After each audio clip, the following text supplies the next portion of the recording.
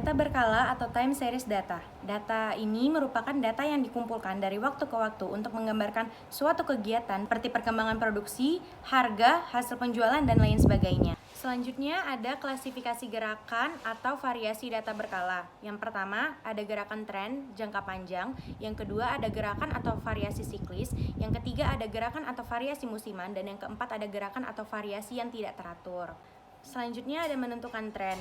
Terdapat beberapa metode yang digunakan untuk menggambarkan garis tren, antaranya itu yang pertama metode tangan bebas, yang kedua metode rata-rata semi, yang ketiga metode rata-rata bergerak, dan yang keempat metode kuadrat terkecil.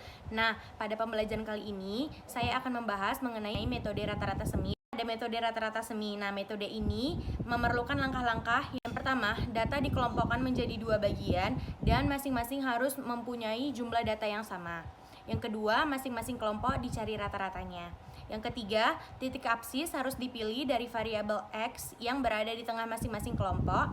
Dan yang keempat, ada titik koordinat X yang terdiri dari 1 dan 2, dimasukkan ke dalam persamaan Y sama dengan A tambah BX. Berikut ada contoh soal. Nah, pada contoh soal ini perhatikan tabel yang sudah tertera. Nih, pada tabel tersebut karena jumlah datanya ada 8, jadi kita bagi 2 menjadi 4 data ke atas untuk X1 dan 4 data ke bawah untuk X2. Nah, untuk X1 ada 4 data. Kita ambil nilai rata-ratanya yaitu 1 ditambah 2 sama dengan 3 dibagi 2 sama dengan 1,5. Dan untuk X2-nya kita ambil yang nilai di tengahnya untuk kita rata-ratakan yaitu 5 ditambah 6 sama dengan 11 dibagi 2 sama dengan 5,5. Nah, kita sudah dapat X1 dan X2-nya. Selanjutnya, setelah kita menemukan X1 dan X2-nya, selanjutnya kita mencari Y-bar. Nah, mencari Y-bar-nya ini juga hampir seperti mencari X1-nya tadi. Nah, tadi kan dari 8 data sudah dibagi menjadi 4 ke atas untuk X1, 4 ke bawah untuk X2. Nah, sekarang yang 4 ke atas untuk Y-bar 1, 4 ke bawah untuk Y-bar 2.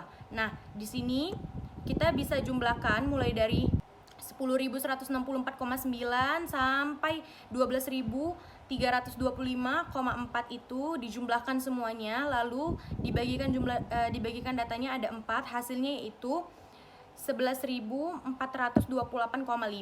Nah, itu untuk Y-bar 1. Nah, selanjutnya untuk Y-bar 2, seperti mengerjakan Y-bar 1 tadi, diperolehlah hasilnya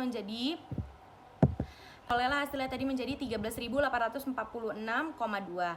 Nah, selanjutnya kita sudah mendapati titik koordinatnya. Nah, titik koordinatnya yaitu yang pertama 1,5, 11.428,5 dan 5,5.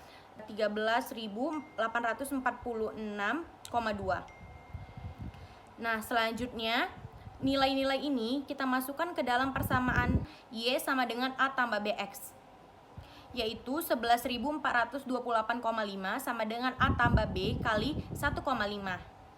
Persamaan kedua 13.846,2 sama dengan A tambah B kali 5,5. Dari persamaan 1, A sama dengan 11.428,5 dikurang 1,5B. Nah, kita masukkan ke persamaan keduanya. Jadi 13.846,2 sama dengan 11.428,5 dikurang 1,5B ditambah 5,5B sama dengan 11.428,5 dikurang 4B. 4B sama dengan 2417,7, maka sehingga B sama dengan 604,42, sehingga kita masukkan A sama dengan 11.428,5 dikurang 1,5 dikali 604,42. 604,42 ini B-nya ya. Nah, sama dengan 10.521,87, sehingga Y sama dengan A tambah BX sama dengan 10.521,87 ditambah 604,42X. Nah, X itu variabel waktu ya. Nah, sekian hasil dari presentasi saya. Apabila ada kekurangan mohon dimaafkan. Terima kasih.